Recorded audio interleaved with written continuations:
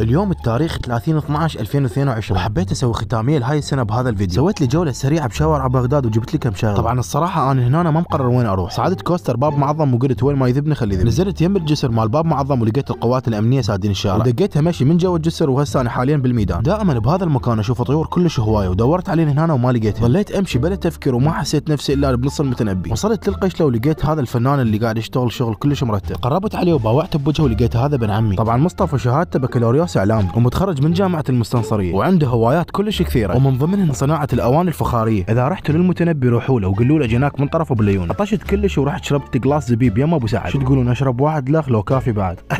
ردت اشتري 2 ازواج طيور الحب بعد وخلين وين اللي موجودات عندي. بس وراه تذكرت القفص اللي موجود عندي كلش صغير وما اريد اخليني اتضايق. طبعا هذين الطيور الخضر والصفر كلش عجبني بس ما اعرف شنو اسمها. اشتريت هذا الشيبس مال ايام قبل واشتريت هاي القهوه واشتريت هاي الخبطه مال شاي. وهسه احنا وصلنا لنهايه الفيديو. عم ابو ليون شو اقول لكم؟ عمل من الاخير اذا عجبكم